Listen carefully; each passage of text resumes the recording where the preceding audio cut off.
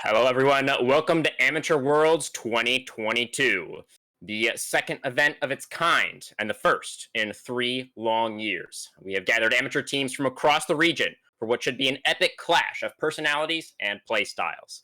We are kicking off the event today with day one of the Iron, Bronze, and Silver division. And if I may, I would like to briefly go over the tournament format and schedule.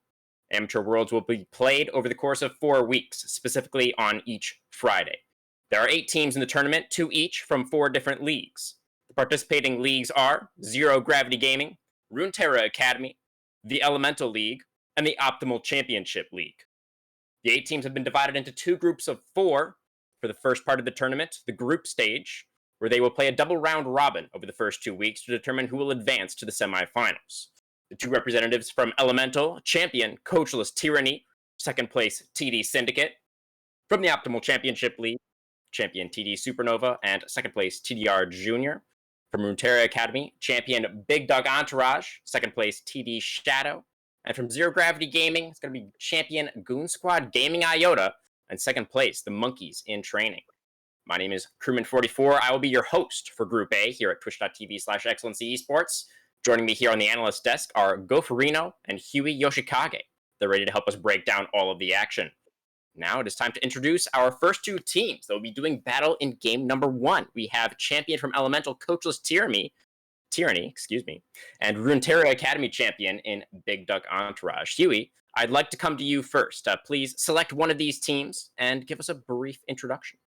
Oh, so for our first game, Big Duck, man, is going to be my prediction. So I'm going to bring them in for it. For their top laner, we got Tamed. We got Tully Jr. as well. Mid will be fishing for honor. Riven Storm, excuse me, for bot, and Swag for support. And just checking over some of these guys, I got to say I am extremely excited to see what kind of energy these Ducks really can bring in for this game 1 and for the rest of Worlds. Definitely a formidable lineup there, Huey. But Goferino, that leaves you with Coachless Tyranny. So you could help us out, give us that brief intro to our champions from Elemental. hmm yes, like you said, the champions from Elemental here are gonna have downfall. Or sorry, yes, that is downfall. It looked like an E from back here, but my eyesight's also terrible. Rocky in the jungle. They have Chungyong in the mid lane, and then of course rounding it up, their duo bot lane will be Raining Wolves and CT Albedo here. Gonna be a banger one for sure. Absolutely. And, we'll get into predictions a little bit later. Huey kind of teased his already, throwing his weight behind the Big Duck entourage here tonight. So maybe we'll come back to you for a second, Huey. Out of all of these players that are going to be on the starting lineup for the Ducks, who are you keeping your eye on? Who do you expect to be the difference maker that's going to allow them to take the dub here in game number 1? So I always look at numbers. Numbers are really what are the big one for me. Revan Storm for their bot lane, really, really strong KDA, almost at a 4 KDA for the bot lane. That is huge, huge, huge numbers as well. Tamed also having huge KDAs as well, but fishing for honor. I don't want to throw any champions out, but they had a KDA for their mid lane of a 12. That is a solid 12 through the season. So it's tough. I saw 3, but really I'm gonna have to give it over to Fishing for Honor, and I'm hoping they go where I think they're going to go. And oh boy, if they do, it's going to be very, very difficult for CT. So that's where I'm gonna have to go with that one. Okay, well, go for Reno. We haven't quite heard your prediction yet, but regardless, I'm going to ask you to give us a little bit of a game plan here for Coachless Tyranny. Our man Huey here was shouting out fishing for honor. If we go ahead and give him the benefit of the doubt and say that he's going to be really tough to shut down, then Coachless Tyranny, how do you think they should really go about it? Who would you look towards on this tyrannical lineup to really try and counteract what Fishing for Honor is going to be trying to do here for the Ducks?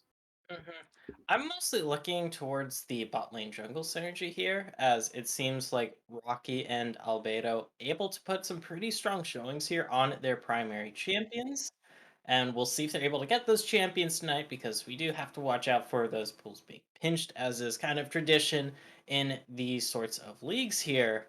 But I do believe that the AD carry jungle duo here for Coachless Tyranny will be a huge game ticket sort of play and dealio for them.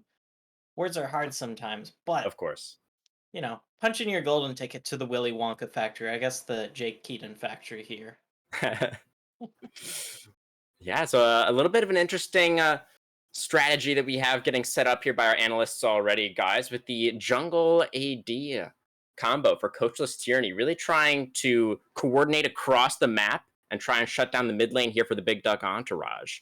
But Huey, what are your thoughts really on the fact that we do have this sort of titanic clash here to start us off here in our first game, but two, of course, champions of their respective leagues. It's So obviously going to be a banger either way, but yeah, go ahead, give us your thoughts. the two number one seeds going head to head in the first game of IBS is mind blowing to say the least. But I honestly think it's gonna really set the pace from here on out.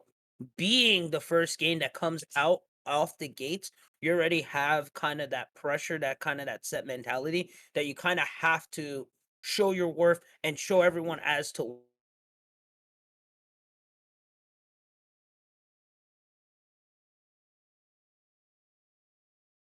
from the bit that I've seen, it's almost, I would say, two different play styles that both succeeded.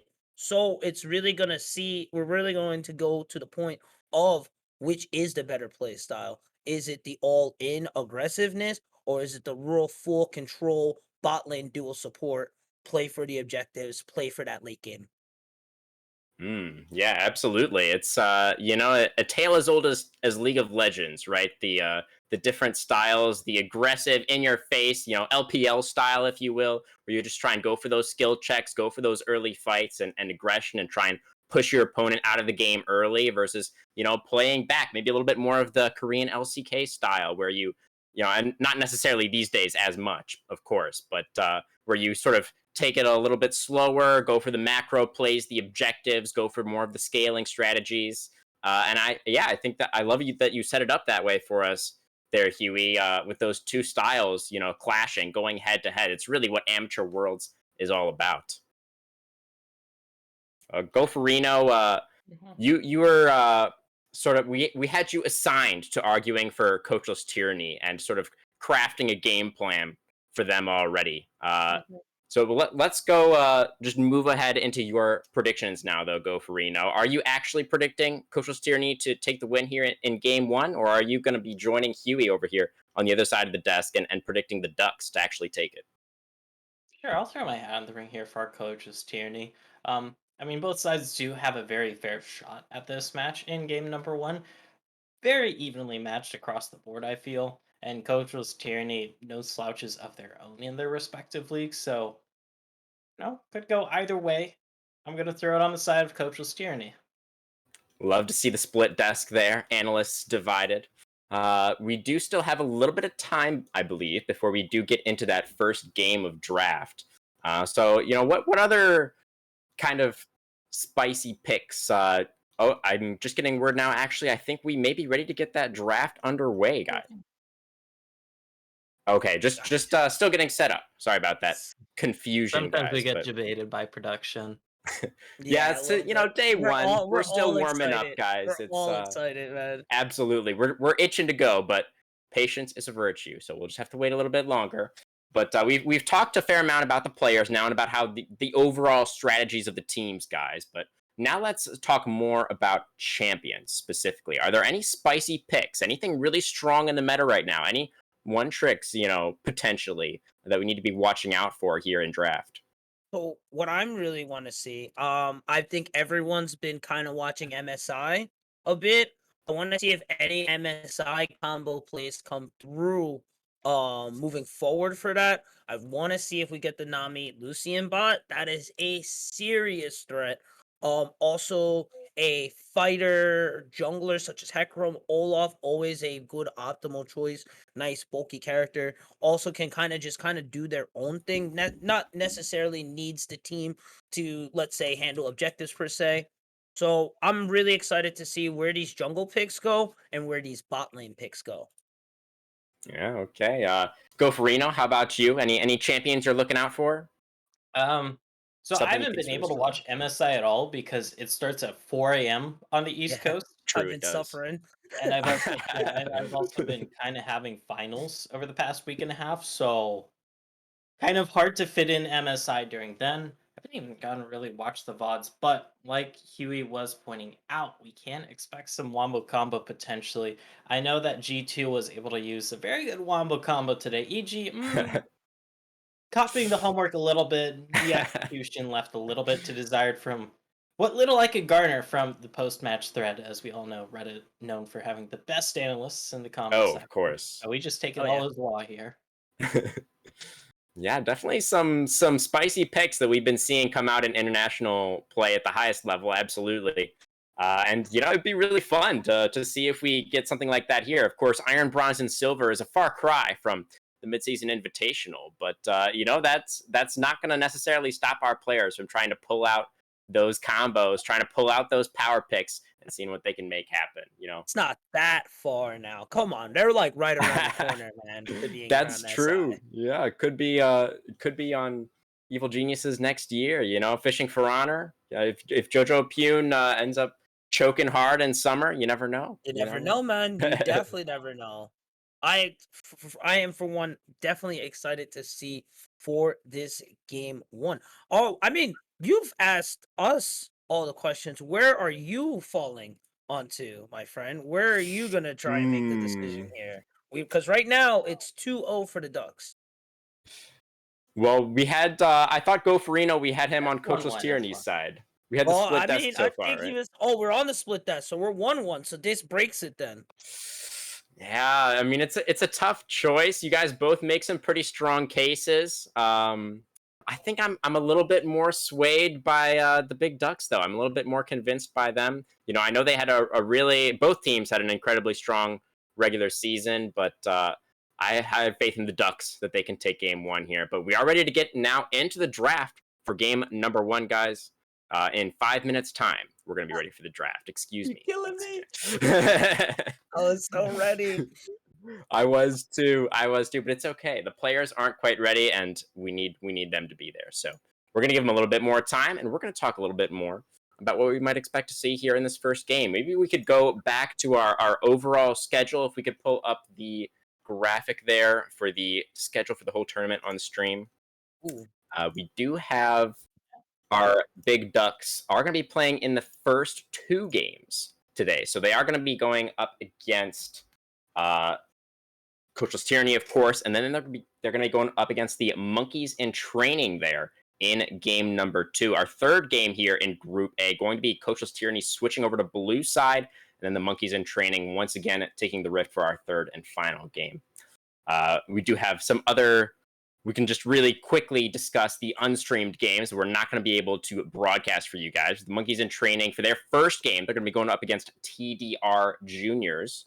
Coachless Tyranny going to be playing against the Juniors in that second game there, and then the Juniors versus the Big Ducks in game 3, and that one, of course, will not be streamed either. But besides our first game, guys, what other matchups here are catching your eye? What are you really curious about? What are you looking forward to? I say we talked a lot about Big Ducks. We talked about a lot of CT. We didn't touch at all about Monkeys in Training, and I think that's like unfortunate, man. They're Oh. here just as everyone else. And I honestly believe that they definitely can step up.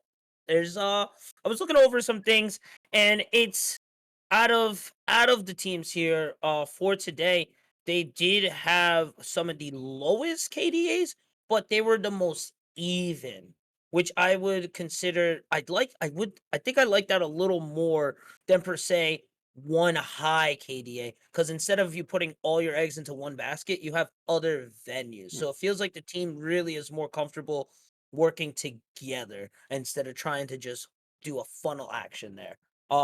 But I mean, man, they're in the running just as anyone else is here.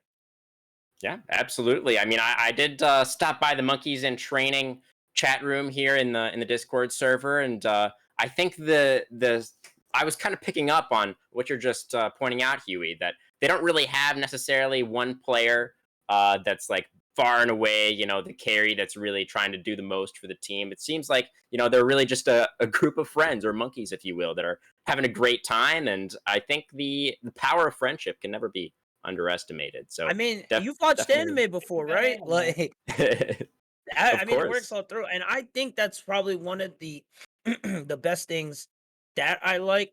They really have no in-depth training. It's just guys hanging out and having a good time, man. And I mean, they made it all the way through, man. So more power to them, man. I hope the best for them.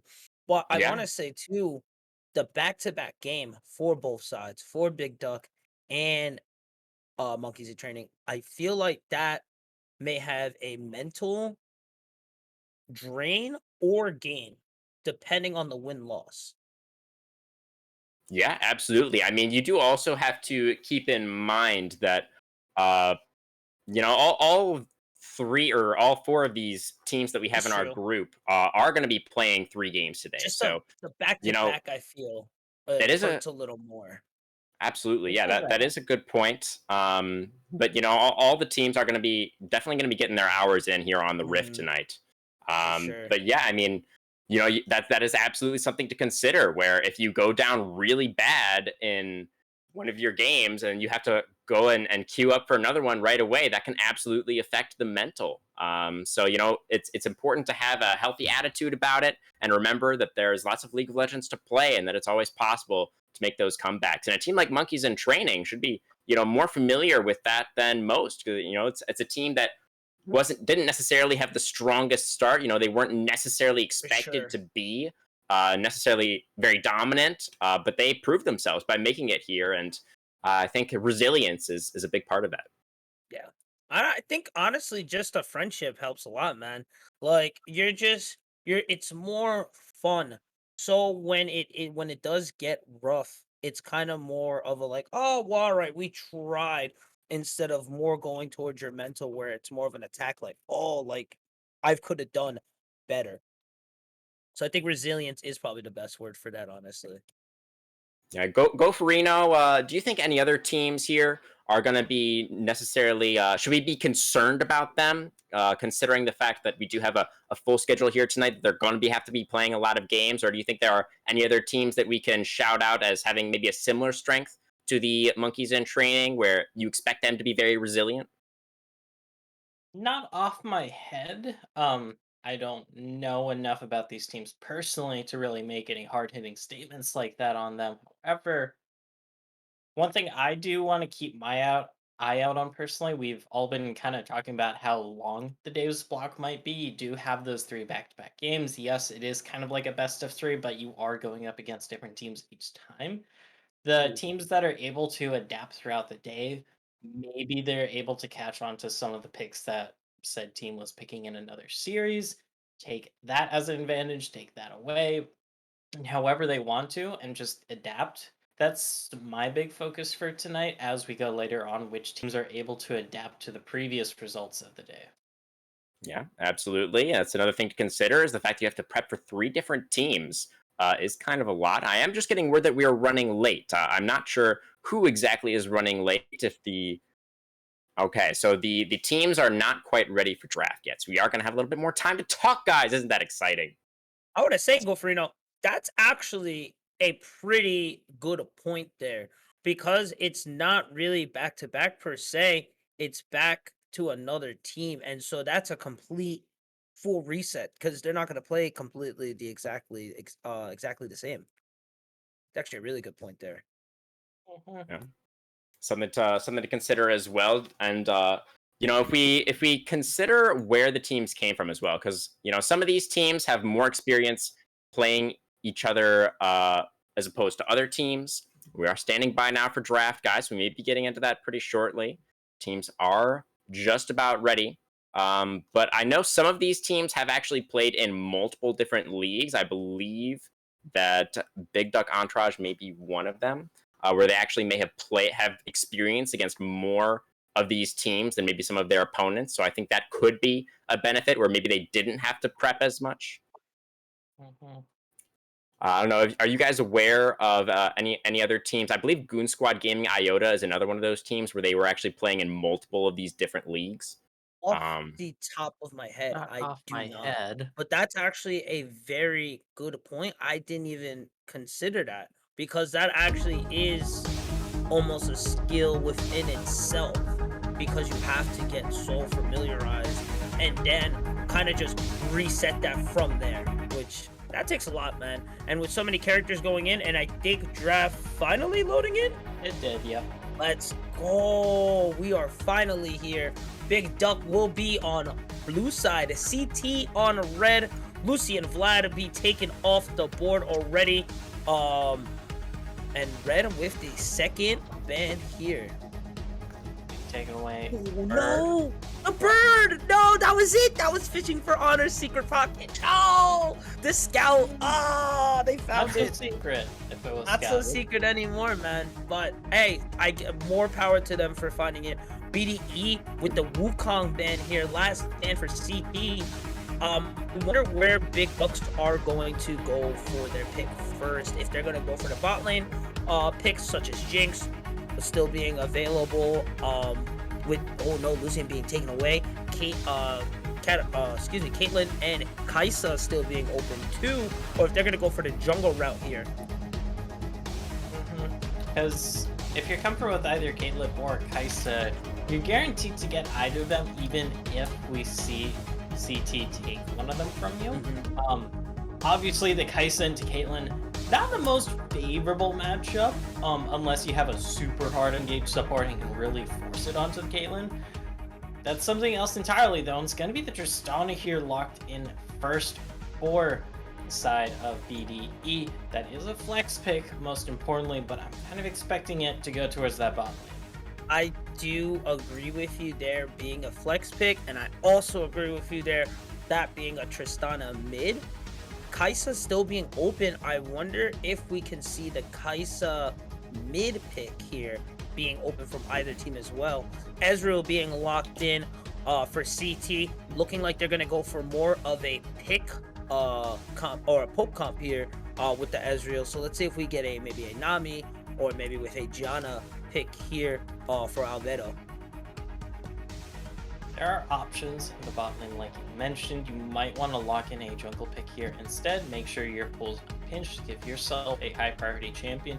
Now, gonna be combined with the Leona here, so try and dissuade any potential Tristana all-ins in the bot lane, because Tristana is insanely good at punishing the Ezreal. Even if you arcane shift away, the Tristana has that rocket jump to get on top of you. It covers more range than your arcane shift, and you're not gonna be outlasting the Tristana in those trades. Taric might just be the answer here. We'll give you a lot of anti-engage here with that Cosmic Radiance, with the Dazzling Gleam here.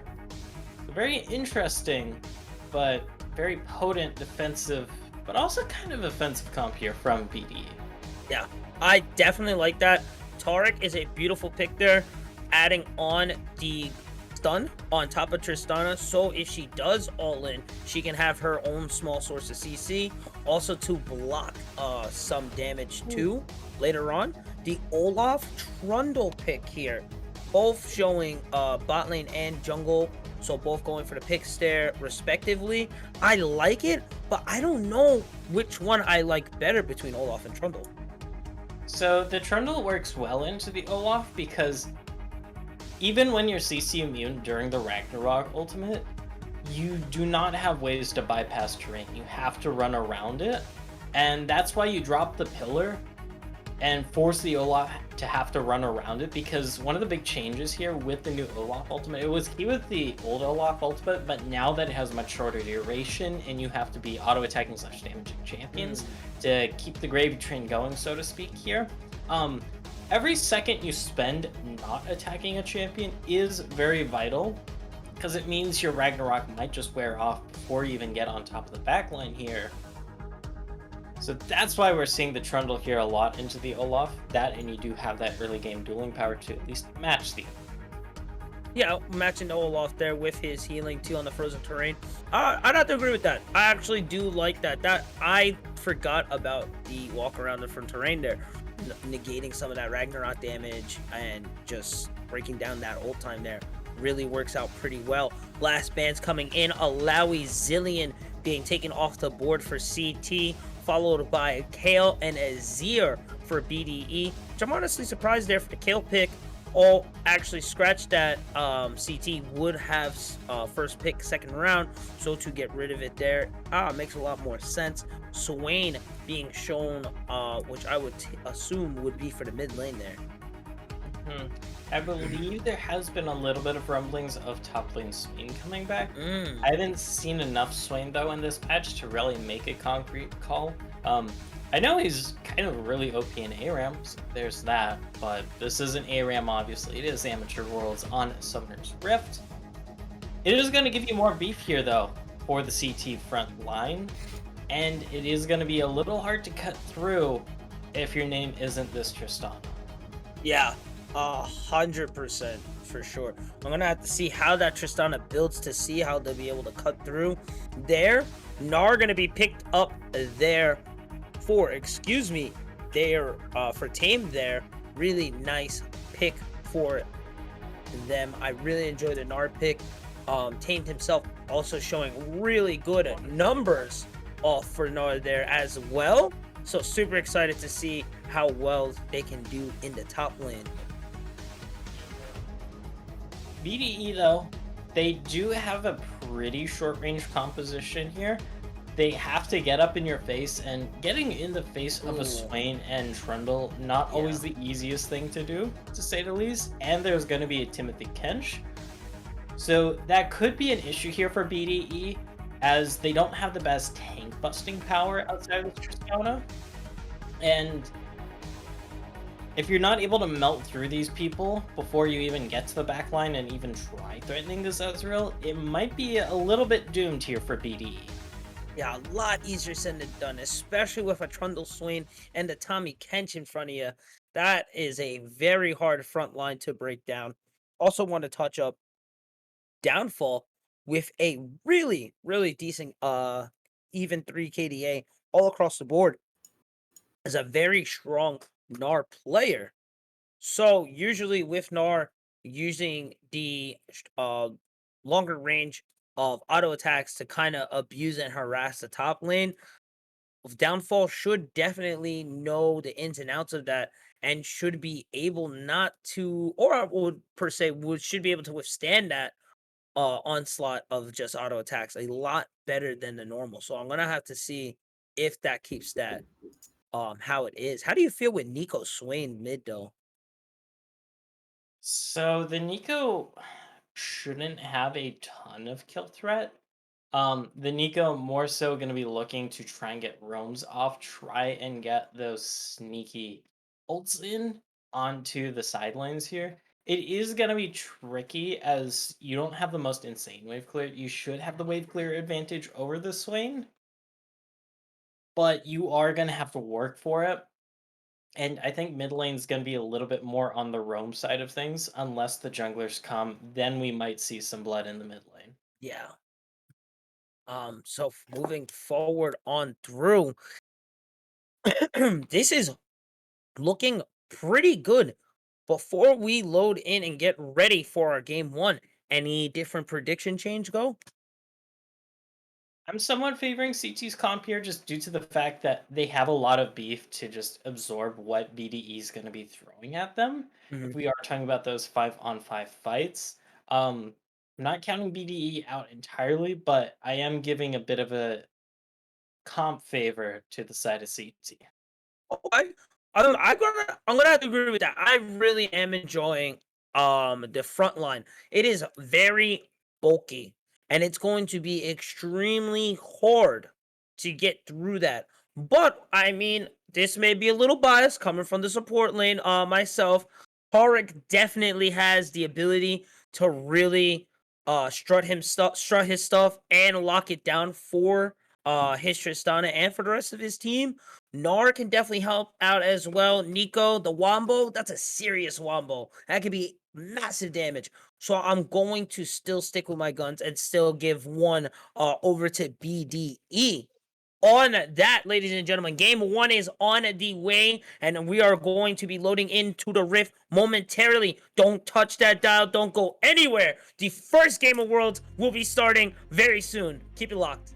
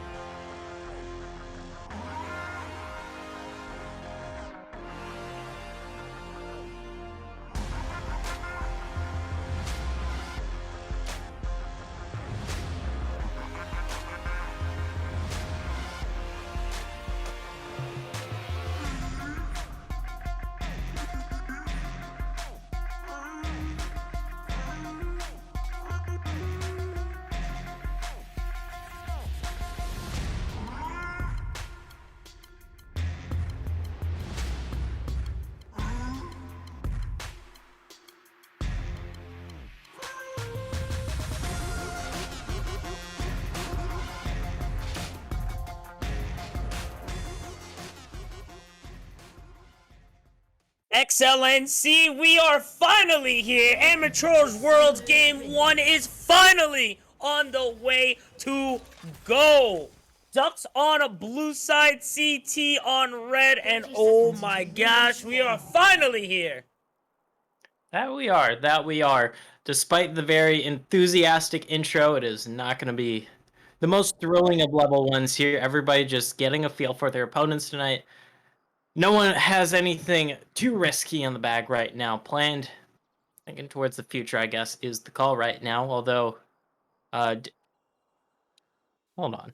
Let me just bring up items again. Oh, I like hold on. these. Because I have I the like- scoreboard glitch, so I had to quickly bring it down, then bring it back up again to update items. Because Downfall forgot to buy level 1, so they went out. They backed them like, wait, they still haven't bought items. Then I remember, oh, right, there's a scoreboard glitch, which is such a great feature in this beautiful spectating client that has At no least flaws we get whatsoever. to see.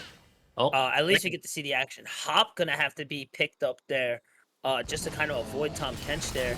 And I just want to touch up and say I like the even line of scrimmage.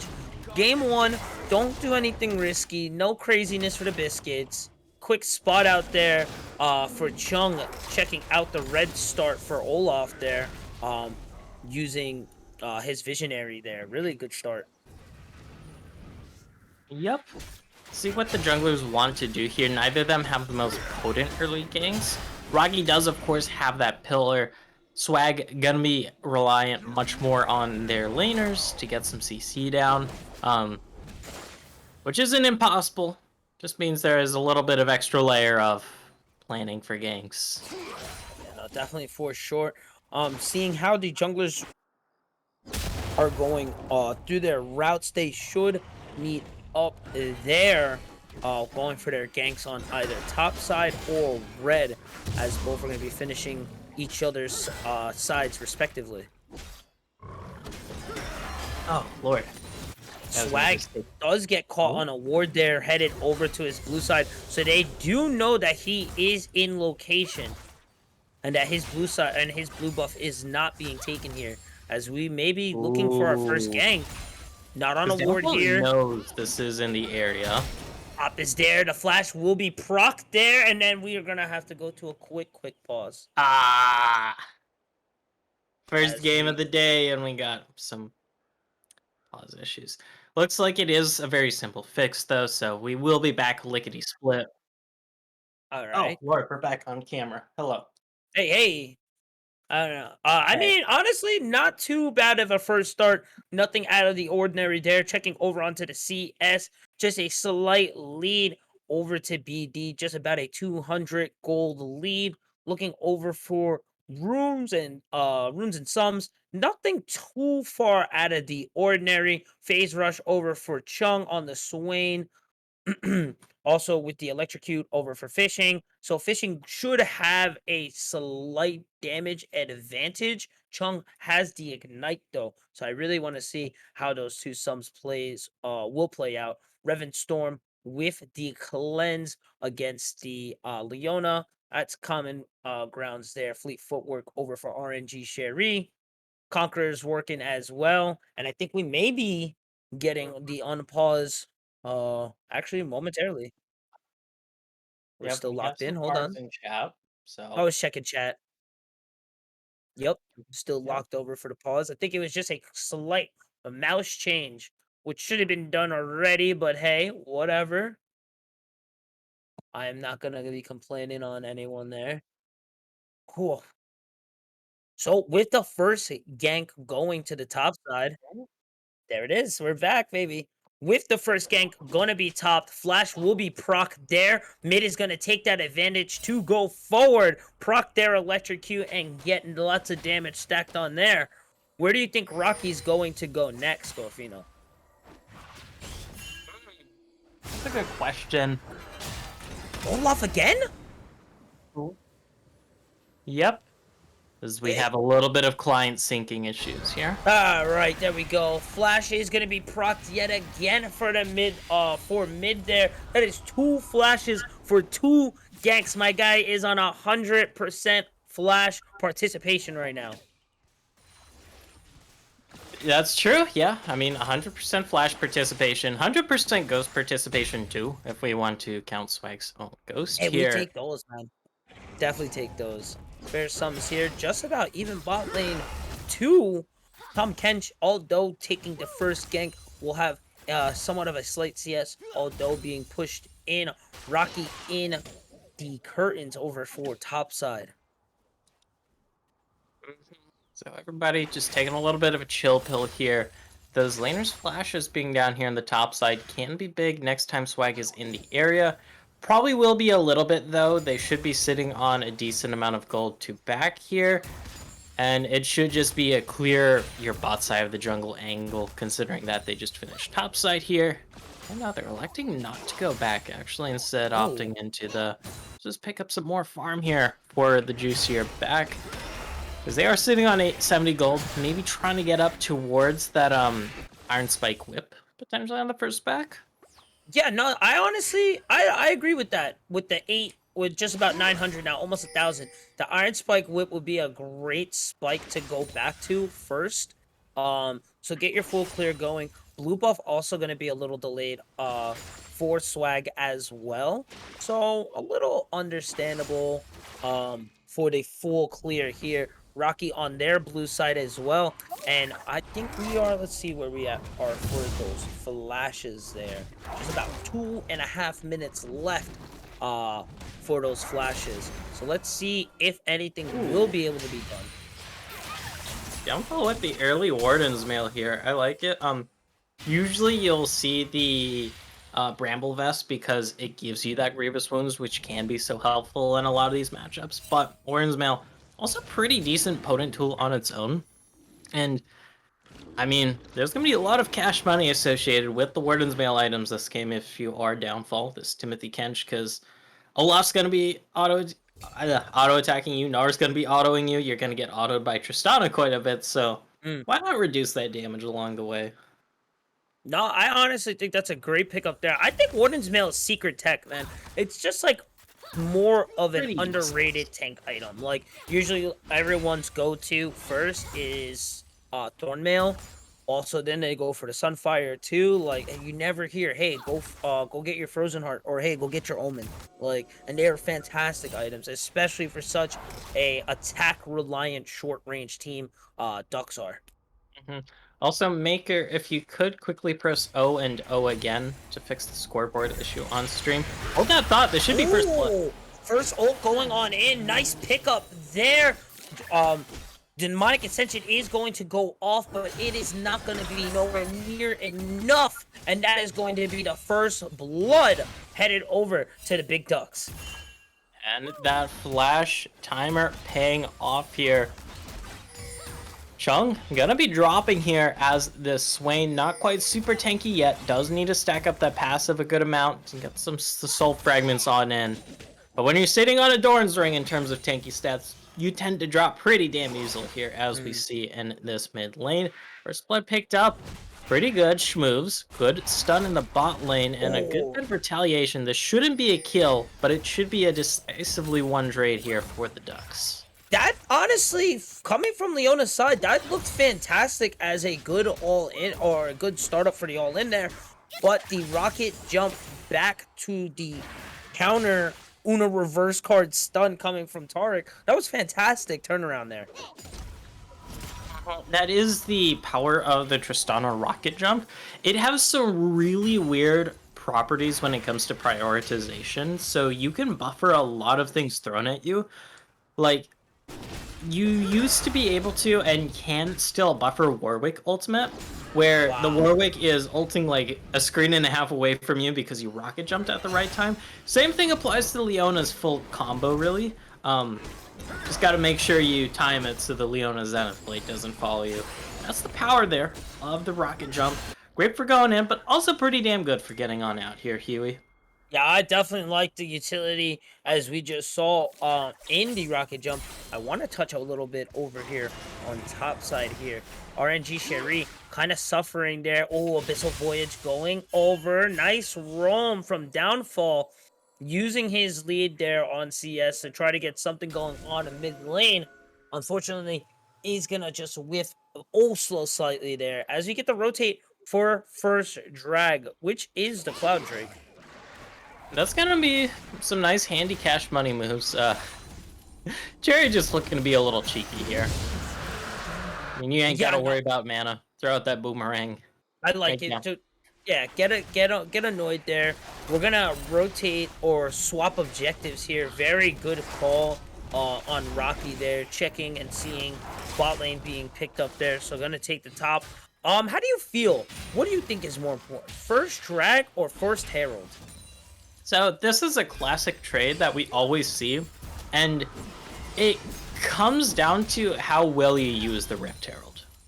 Because that dragon sitting in your back pocket, that's going to be 3.5 out of combat, or 3.5% out of combat move speed the entire game. That's going to keep scaling up. You're going to keep having that slow resistance as well, whereas that Herald, it is that time thing. It gets you that one-time chunk of change, but plays are still on the board here. So it's one of those things where the earnest is on you to make the most out of your Rift Herald. This is what they're trying to do right now on the side of CT. It is going to get that charge down, not going to get too much else off of it, so this should favor the Dragon team here and the medium run. I do want to say though, that was a really decent call to bring it to Downfall's lane, who's already about 20 CS lead, so that's going to give him that much more gold for him to work with, get him more bulky, and that much harder for Tristana to break through and break down some of those plates to get him out of his lane that much faster. And checking on gold right now, you can start to see hold that thought, because this should be the Gnar. Ooh, the Gnar going in, up against the wall, sir, putting him up, gets the check, throws out the rock. Abyssal Voyage is going to come in, but he's going to hop back out. Swag is here for the counter gank, but I think that's going to be all she wrote there for that play. That's one thing about Mega Gnar.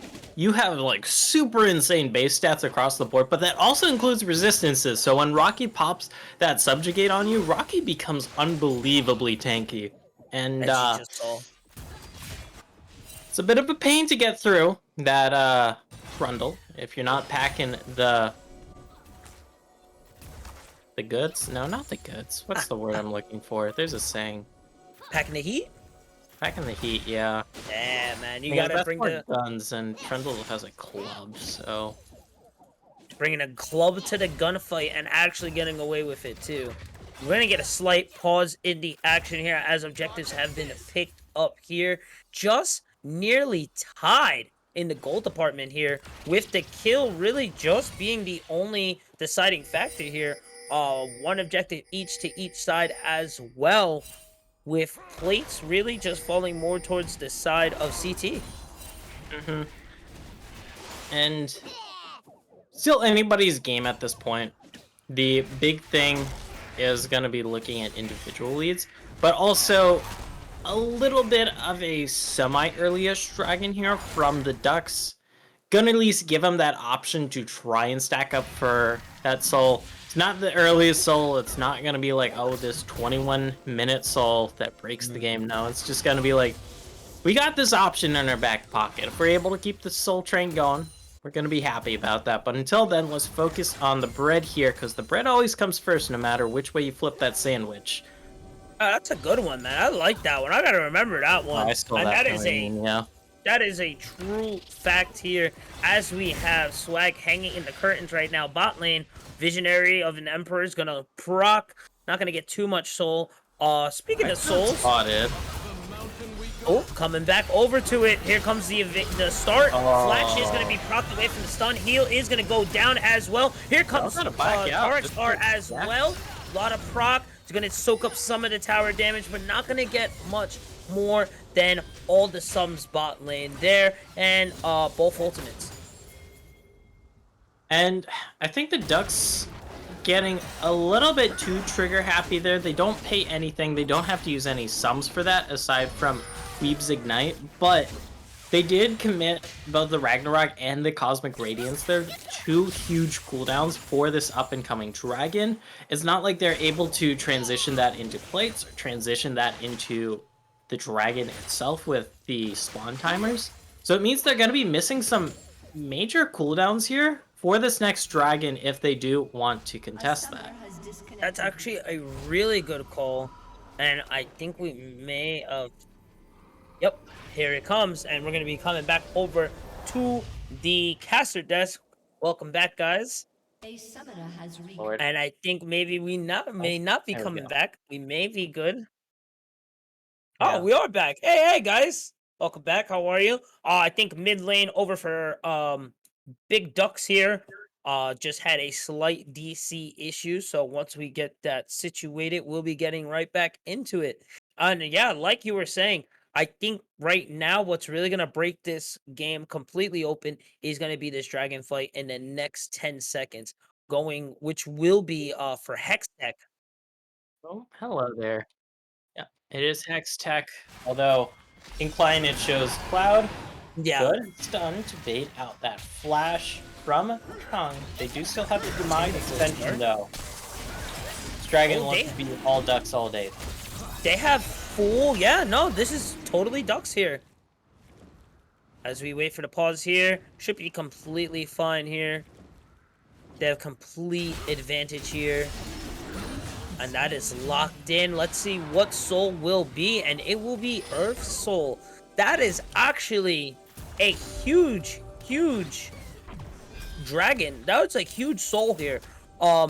With such a bulky team coming from CT, those extra resistances can definitely help the Ducks in a long way.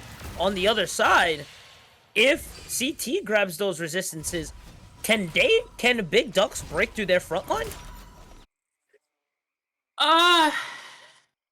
Yes, but with a lot of difficulty. I mean, Cool. you do have this Tristana that has the Kraken Slayer. That is the most common Online mythic already. nowadays for the Tristana. And that's going to give you insane tank shredding power. Mountain resists be damned because it does give you that little bit of juicy jibbies when it comes to the true damage department. That's always appreciated when there's an extra, I don't know, let's say 60 armor on the enemy team. That's a lot of armor. And don't forget magic resist too. So that makes Nico's job that much more difficult too. And I don't think this is really... Ooh, gank coming over. In the curtains, hanging out. Rocky's looking for something. He's not caught on a ward here. Swag may be here for the counter gank. Oh, he may get jumped here. Abyssal Voyage going on through. Pillar's gonna drop down as well. The dodging, the weaving over from Swag here. Gonna get himself out of position and keep himself safe. Subjugate was proc there coming from Rocky, so he does not have R. I gotta say though, I'm loving the vision topside coming from CT as well after that exchange. And CT can use this, that thought, because that is going to be the stun. Rocket jump going on in. The solar eclipse is going to land as Where's the well. cleanse? There goes the R as well. Here comes the stun as well. Tarek going in, trying to close it out. Ez is going to walk away with 7 HP right now. TP is going to come in as well. Oh, that was Nico's TP. Scratch that. And unfortunately, he is going to get away. But I think they will be able to get the bot tower for it. It is going to cost the top Herald here, once again. Kind of weird, though, because Raven did have the cleanse available and decided to use it well later into the Way fight. after. Yeah. That was a little late there. I do have that as criticism. I mean, I don't expect perfection, but I do at least expect Summoner spell usage. If Herald just gonna be dropped cheekily in the top lane, if this is not killed instantly, which it might be. Nope. Okay. It's barely able to get that turret. Barely, so though. rude. That was such a cheeky Herald there, man. And just missing, I think that was like 200 HP there. For the finish there. So we'll get a tower trade 25 to 24, so 1,000 gold lead over to the Big Ducks. And I was gonna say, I don't feel like there is much of a lead here. I really thought that dragon was really gonna crack open this game, but really it's still just about dead even on both sides. Yeah, because we haven't really seen that big blowout fight here quite yet. then we haven't really seen any of these lanes really take over. It is still just the singular kill. 17 minutes, or almost 18 minutes into the game here, really, Huey. So it is much more down to individual CS counts. It's down to who is able to pick up the most turret plates, who is able to pick up any turrets in their vicinity as well. Thankfully, though, for the side of the Ducks, if you do happen to be rooting for them, the fact that they do have these double dragon buffs already means they can look to force a soul here. And as we all know, souls are usually on average about 10,000-ish worth of gold. That blows any game wide open. Definitely, for sure. And kind of having to force this Ooh. soul point fight. Ducks should be in control, and I think now it's safe to say that this dragon should crack open the game. 25 seconds left as we get the rotate in. Subjugate is going to be proc there. Olaf is going to have to use Ragnarok to get himself out of the situation. No. And get He's him down. big and putting on He's the damages there. Rocky's going to try to get himself more, but unfortunately that is going to be Weeb down for 1-0 right now, as this is going to be the first dragon headed towards CT side. And that's so huge, too, because this entire game, the Ducks, they've been waltzing up to these dragons, just kind of casually taking them. There should be a kill with the True Shot Barrage available. Oh, nice dodge, though. A little bit of fancy feet, and the fact that Revan was by that jungle entrance, meaning they can dip and dive left and right, does help them survive that. But most importantly here, CT, they are going to be grabbing their first dragon of the game, stop any early soul potential shenanigans here. And the fact that their team is so damn tanky, even getting a single mountain dragon under your belt will have higher value than most other dragons, to say the least. And the fact that it's soul, and that they haven't gotten the first 2 other dragons, they can get all 4 dragons underneath the earth belt, and that resistances will be shooting through the roof right now. Well, okay, not right now, as it is just still a single mountain dragon. It is still 20 minutes into the game. We don't really see a ton of resist outside of a bunch of armor stacking already from Downfall, which is a little bit spooky. If we take a look, yeah, sitting on 194 armor, so that's why we see the Lord Dominic's second coming out from Revan here as this Tristana. Makes sense. That's gonna be a fat catch. Yeah, that is a very big fish there. Also want to touch on the vision here. Looking over onto that dragon pit, completely in control here. CT loving the vision from them again. They was might get a little action here. Here comes the stun. Missile Voyage is going to get proc there. Swain is going to drop in and bring down his ult as well. The burn damage and the bulkiness really just showing off right now. Weave in a run. The flash is going to go in. The four-man stun with the Nico wombo combo. Look at the damages. And that front line starts to break down. Tristana on the back putting in the damages, but she gets picked off as well, and it was looking so good over for the big duck, but CT still gonna be able to break on through and get the ace. As we get the replay coming on up, be sure, look at this right now, man. Insane start up there. Insane indeed. Good start up there. There goes the Wombo as well. Nice big burst there. Raven putting on the damages, and just, it wasn't there, man.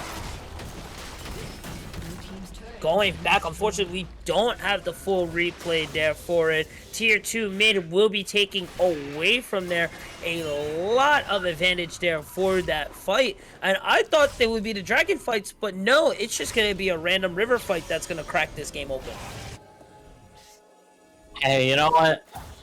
League is a game of surprises, so you see a new thing every day, and there always tends to be a little bit of stuff that catches you off guard.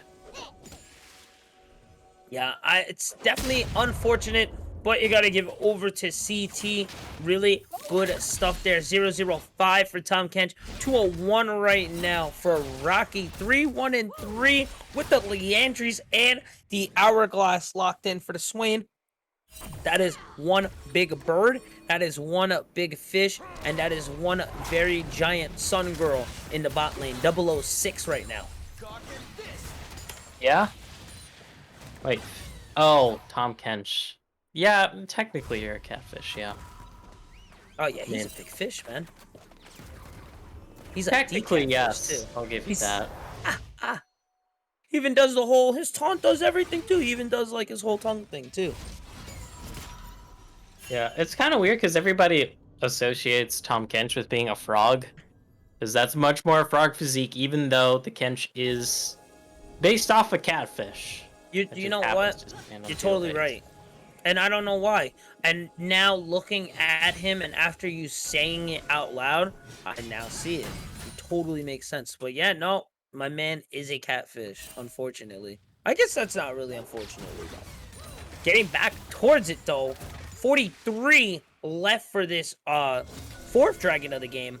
Lot of vision again on CT. Just check out where it all is there. On very, very good places in all the caddy corners there for any of the steals. Looking great right now. Nico clone. Play them out just a little bit there. As we're gonna get this little dance around in the next 20 Good seconds. yoink. Oh! Nice pull there. That might be the engage that they look for. Oh, funky Oh, chunky monkey, baby. nice! Nice true shot there. Picking up almost 5 out of 5 there. Oh, War for damages there. Dragon will be coming down. Almost everybody chipped on the side of the Ducks. Let's see what they are going to do to try to force the approach. Honestly, I don't know if that's the right call. I think really you should guys... You do have Maybe, Meganar no. picking up. Meganar is here, and he's at the limit where he's going to have to go. They're going to take the dragon. They're going to focus the... That's a huge pull. Ooh, huge pull there. Locked on in. Big damages there. Okay, Nico's gonna here follow comes the up as well. Tristana. Nice. Tarek ult right there as well. Tristana not being focused in the back, and you're starting to see her ramp up in damages there. But the Swain and the Tom Kench, the bird and the fish, way too big for their britches right now. And they are just ripping through all the survivors. Oh my gosh. That was insane. 4 for 3. But Dragon does go over to the Ducks here, so that does give him soul point. Very important. That was a great play. But I don't know if that was necessarily the best play. As we go back real quick, I think we do have replay coming up. Give us just 1 sec there. As we are going to move forward here. 5 to 10 right now. 3K lead in gold over for the side of CT. And I don't know. I think the later the game gets, the better it is for CT, no? Yeah, because the armor is just going to keep coming in. This Nico for fishing is not going to be enough of a threat, really. So you're highly reliant on Revan here with the armor penetration, with his Kraken Slayer to really shred through people. And yes, they can, but the fact that Downfall already has this Frozen Heart, gonna be dropping that fatty AoE attack speed slow, it's just gonna hurt Revan's DPS so much, and Revan's gonna be such a crux here for this team. Of course, if you do pick up the Mountain Soul, stop those resistances from being stacked up, then it is gonna be a much easier time for you to shred through this CT front line. No, I would have to agree. So really, the window or the realm of possibility is shrinking smaller and smaller for Big Ducks really to get out here and find themselves a win. But I would not necessarily call them out of the park just yet. 3-1 on that Tristana. They won the last team fight, although Downfall and Chung really ripped through the remains of the team in the aftermath. The gold lead, No. I would have to say, is pretty small there. Yeah, when it's 27.5 minutes into the game, I mean, 3K gold lead, it's close to the point where it's being felt, but it's not really the sort of lead you write home about. 10% is usually the metric for when a gold lead starts being really felt. We're not even at that quite yet. Even lower, just due to the fact that you do have that double dragon advantage here, making up for some of that lost gold. But that's getting into the nitty-gritty of things here, Huey, and the big thing is going to be this next dragon, or the Baron, as Revan going to be able to pick up that flash in the mid lane. That's a good flash there. The damages there was a lot as well. Big burn damage coming from the Visionary of an Emperor. As he will heal back, though. I don't know if the flash with someone with as much movement as Ezreal, is that necessarily going to be the worst case losing his flash there? It is going to be very helpful, though, because the Arcane Shift is a naturally high cooldown, even with you maxing it second, even with all this ability haste. It's not something that is going to be off cooldown every 5 seconds. You do at least have a decent window. Granted, Raining Wolves now picking up a Frozen Heart of their own. The auras will not stack in teamfights, but it does give you a bunch more mana to scale off of. It gives you that extra CDR as well as just a stupid amount of armor, so that's why we're seeing Raining Wolves build it right now. I do kind of wish that Raining Wolves had gone for the more typical exhaust into this Tristana here, because Tristana cannot function into exhaust. That's why you see a lot of pro Tristanas take the cleanse, because you jump in, absorb the exhaust, and then you just immediately cleanse, so you can actually be that threat. But we'll hold that thought here, because it is dragon time. Gotta look at the Narbar, gotta look at the schmoves here. Yeah, let's see how it goes. Just about 10%. Speaking of that, Narbar, Vision of the Emperor, will be dropped there. No one's gonna fall for that Nico clone. Stun, that's a good pop. Goes the Leona stun, and I think that's gonna be the green light to go. Okay. Nico ult is going to flash there. Not gonna pick up a lot of people. Albeto's gonna pick up swag there. Vision for Honor is gonna swap it back over for Leona. Chung Moon still in the demonic ascent and putting on the damages there, and look who is back up again. It is yet again the bird and the fish, as they cannot be burned down. They cannot be taken down. As we look back, over 10%, how much did that man live? 120 HP. Nico may try to go for something here. This is Soul, they are low. A good splash from Nico's Q can make a lot of difference. Blooming Burst, not gonna be enough there, as they are almost tied here. Fifth Dragon gonna go to the side of CT. And that's just the pure beefiness coming out here from CT's composition, Huey. Found the fact that Cherry not really able to stack up that Mega Gnar fast enough realistically. Let's take a look at that replay, though. Nice, dude. Because it all starts off with a bunch of Hui, but there's no Narbar being stacked, which is very crucial. We see a great stun into a great pop-up, and yes, even though this Tristana is going to town here and DPSing like a madman, it's being eaten up by such a tanky front line that's able to take so much damage, so much punishment as well. And yeah, you could just really start to see it go through, and then there goes it towards the end, and the fish and the bird just way too strong there and cannot be ripped through. I mean, honestly, man, you love to see it, man. 6-1-8. Speaking of the bird man himself, 2-0-10 for downfall. And I'd say, man, these are really the guys right now really holding it down. The front line, the strength there of CT is all in that line. Yep.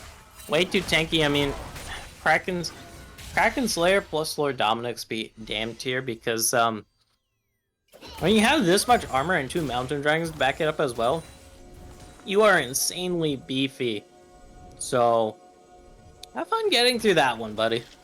Kench was about 190 last time we checked on his armor. He is now sitting at a 274. That is without adding anything extra. 73% reduced armor. Solar Flare is going to land with the True Shot Barrage. The Nico ult is going to whiff, unfortunately, there. The Demonic Ascent, there, Subjugate. The CC equals the GG, as that's going to be 2 for 0, as the Gnar is going to get big, but unfortunately not going to be able to make it over that wall. Yep, just a little too slippery for them, but CT able to take the team fight win here, looking to take this Baron as well. Not the fastest take, mind you, considering how tanky they are. And it can leave some potential sussy areas here. If Cherry is somehow able to go make an the final burn at the end there is going to rip it on through. CT picking up the first Baron. And it may possibly start looking to try to close out the first game. And they are going to be able to force their will around the map here. They have this very noticeable gold lead. They don't have to worry about the soul here for another minute and a half-ish.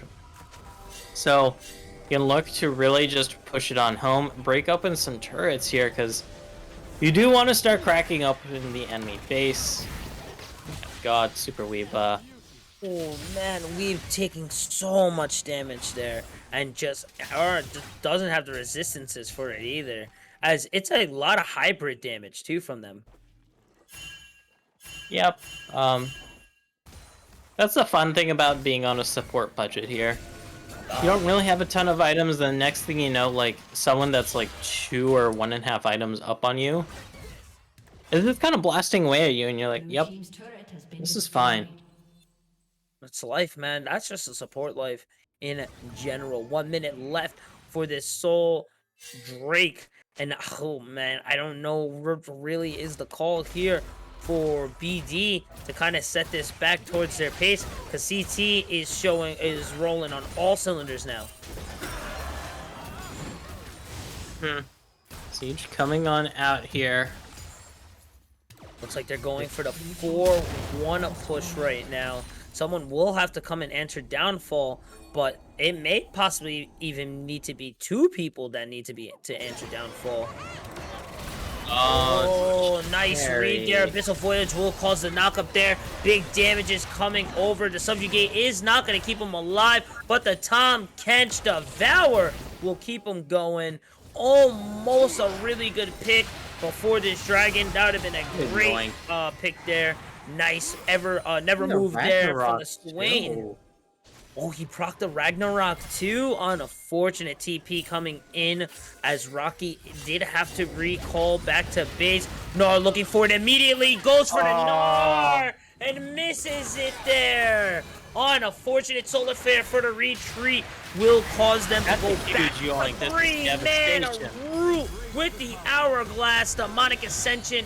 There goes Super Weeb's Cosmic Radiance as well. And now they don't have it. Everyone is who are showing for less than a quarter. Olaf doesn't have the Ragnarok at all. A lot of burn on a ward. You're gonna get popped up by the Raining Wolves.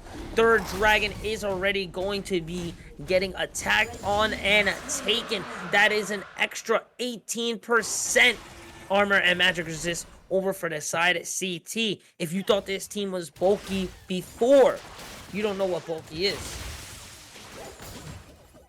Yep. And that's without Soul, so keep that in mind. Will we hit the Soul, though? That remains to be seen, because this game definitely firmly in control of CT. Looking to take their first turret here. There's the Demonic Ascension. Nice damages there. Looking good right now. Just need 2 more to clear it out. I don't even think they're going to be going for the Baron here. And I think that may be it for game 1, ladies and gentlemen. We are back on to the table. How are we doing, everybody? That was insane, guys. Insane.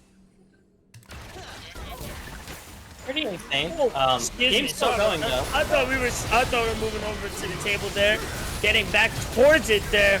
Aveda will be picked up another one there, going in and looking for more. Gets another one. Chung is godlike right now. So, Ravenstorm looking to try to clean this up, and unfortunately will not be able to grab anybody except for Raining Wolves there, and that will be the game. We do have Chariot back, so Oh no! let's see what this Mininar can do. They got Let's about see. 20 seconds until their next teammate's back, Let's so see. One tower there, going for the lockdown. Gnar almost there for it, looking for the CC. Drops on down, gonna match CC there. And I give it to him, holding down the fort, trying to hold out for the team. But game one will be going over to CT. I gotta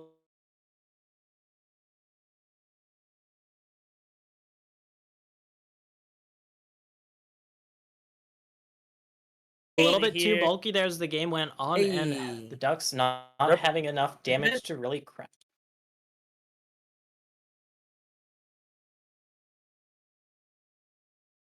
Hello?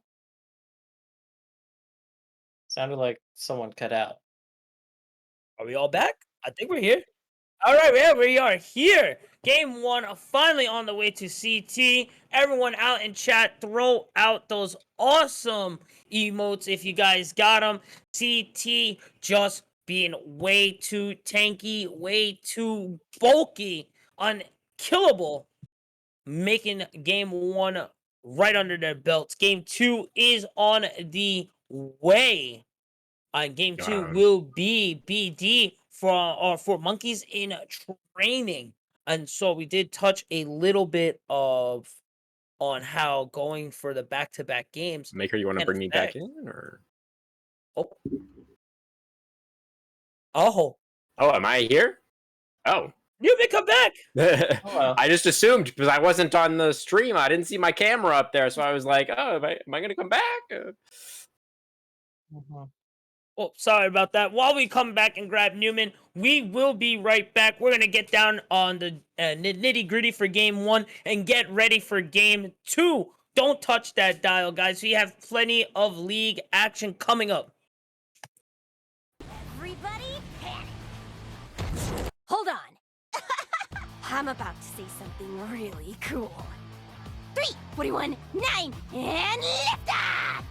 No one dies screaming without me. I feel like I forgot to shoot something. You're starting to bore me. She's such a loser, always ready to cry. Da-da-da-da. Aw, come on. What's the worst that could happen?